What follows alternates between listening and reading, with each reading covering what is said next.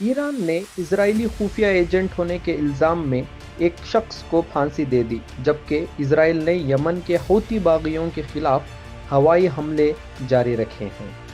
Supreme court نے وقف act میں کچھ ترمیم کو روکتے ہوئے وقف پراپرٹیز کے تحفظ کے لیے اہم ہدایات جاری کی۔ اس فیصلے کو مسلم کمیونٹی اور پولیٹیکل پارٹیز کی طرف سے مخالفت رد عمل ملے ہیں۔ انڈین فلم انڈسٹری میں آپریشن سندور نام کی ایک فلم بنائی جا رہی ہے، جس پر پاکستان انڈیا کے درمیان موجودہ تنازعات کو پیش کرنے کا الزام ہے۔ کرناٹکا میں بی جے پی اور رولنگ پارٹی کانگریس کے درمیان کاسٹ سینسس پر سیاست کشن جاری۔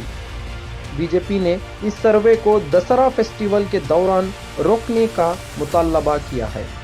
کرناٹک کے 3 کرکٹرز کو انڈین کرکٹ ٹیم میں شامل کیا گیا ہے، جس کے بعد ریاست میں خوشی کی لہر دوڑنے لگی ہے۔ یہ پلیئرز آنے والے ODI ورلڈ کپ میں انڈیا کے لیے تیار ہیں۔